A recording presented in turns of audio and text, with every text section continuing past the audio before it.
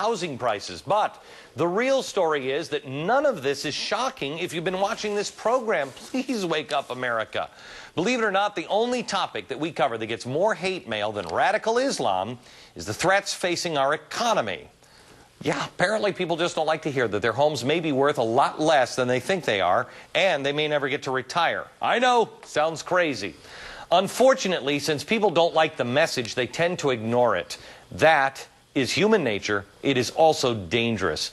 Whenever we talk about the worst case scenario with the economy, the words of my grandfather always run through my head, and man, they have been going crazy. In my head, that's all I'm hearing lately. He would always tell me the only people that survived the Great Depression were those who had money to spend when everyone else was broke. Those who saved while everyone else spent like crazy.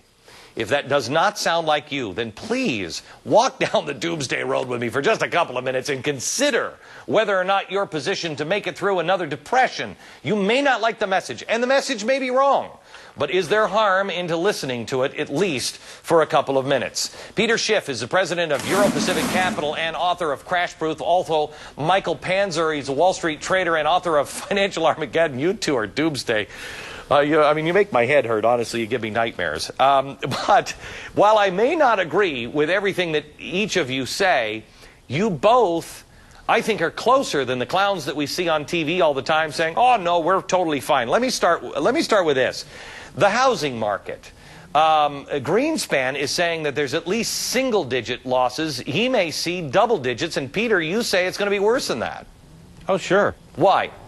Well, you know, housing prices were only bid up to these bubble levels because of the monetary policies of Alan Greenspan. He brought short-term interest rates down to 1%, left them there for years, and then raised them very slowly. And that's what created the fuel that fed that fire. And it allowed so many speculators and so many people to borrow huge sums of money to overpay for houses that they couldn't afford. All right, Michael, so what we have in Florida is we have 23,000 condos that are currently sitting on the market. Next year, over the next 2 years, we'll have another 25,000 condos that are being built right now that are coming on the market. And then another 48,000 have some kind of money in it. We're talking an enormous amount of condos. Here's the problem, and this is, as I understand it, this is why we kind of had a run on the banks in London. You have to have this money. They've taken all of this money. They can't get any more financing. There's no transactions going on in some of the real estate markets, at least right now in real estate markets in Florida.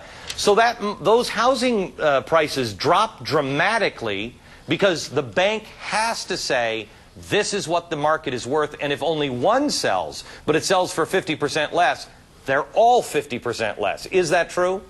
Well, that's the thing about all markets. It's really the sale at the margin that matters. You live on a street where one person sells their house at a fire sale price. It affects everybody's houses. It worked very well on the way up, but on the way down, it really does have a tremendous impact, and it also feeds through the psychology. It affects buyers' attitudes as well as sellers' attitudes, and frankly, I don't think we've seen anything yet. I agree with Peter. Okay. Peter, the one thing that you talk about in your book is that the dollar is going to be worthless, and I will tell you that I've talked to people who are bulls. You guys are both bears. I've talked to bulls, and they are extremely concerned that we've only got a few levers and knobs to do again and to pull, and if we start to cascade down, we might open some valves if we're hit by a terrorist attack or something like that.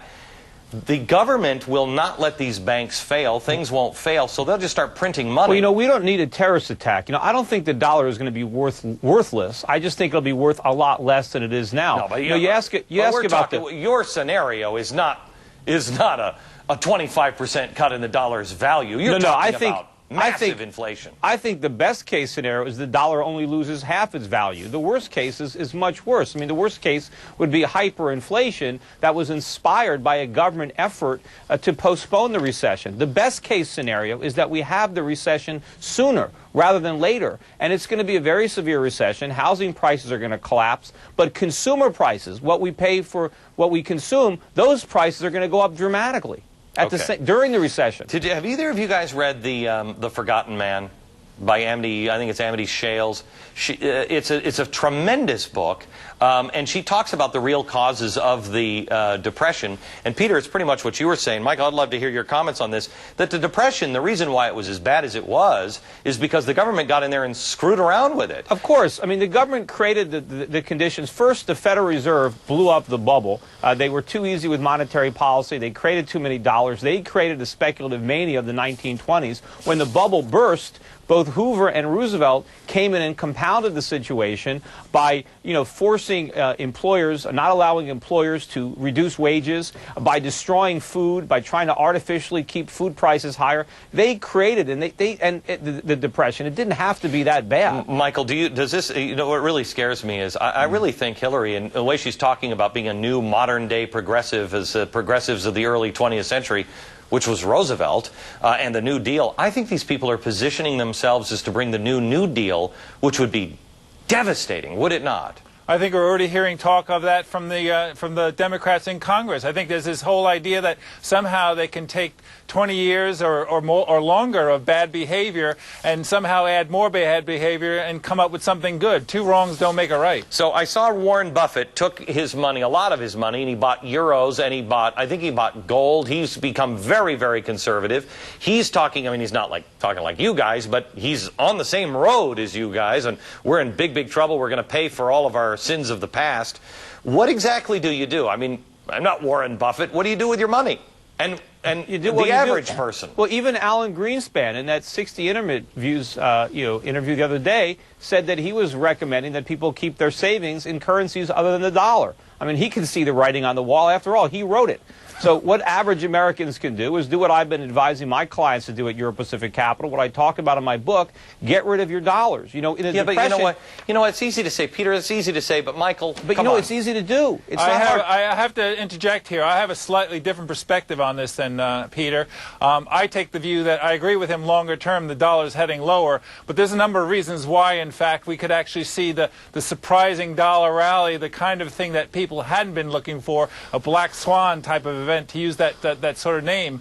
But part of it is the unwinding credit bubble. There'll be a demand for currency. People will find a need around the globe to draw in dollars so they can repay the loans that are being called in by their bankers. There's a tremendous speculative position against the dollar. And I think in the very short run, the next 2 to 3 years, we could see a dollar rally. Guys, hang on. There's a much bigger speculative position in the dollar. I've got to ask you this question.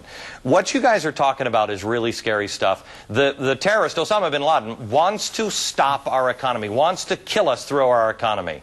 Do you believe that if we had a major spike in war or oil, with all of the stuff that you're talking about, do you believe this is a knockout punch possibly for the United States? Look, they don't need to kill us. We've already committed suicide. We borrowed trillions of dollars from the rest of the world. Don't answer this clearly, Peter. Do you believe this is a possible knockout punch for the economy of the United States of America? The economy of the United States of America is a house of cards, and it's about to collapse. Michael, do you feel that? I agree. I think it could be any catalyst. I mean, certainly it could be a terrorist event, but I think we're so vulnerable now that, in fact, it could be something you completely don't expect. Okay, guys, thanks a lot. I've got to sleep well tonight. Not enough Valium on the planet. If you'd like to hear more from Peter Schiff in particular, please go to glennbeck.com right now. Subscribe to my magazine, Fusion. Peter has written a great and frightening article for us on the worst-case scenario for our economy. If you want to prepare for the worst, it is a must-read. You're also going to get tremendous articles from other people that you've seen on the TV show or heard on the radio show, Insight in Fusion magazine, and it is available only at glennbeck.com or calling 888-GLENN-BECK. But you got to hurry. Deadline for getting this issue is tomorrow, and your dollars may be no good by tomorrow, so you better do it now. And we will not take payments in gold yet. Coming up, country music star Travis Tritt joins me in the studio. Don't go anywhere.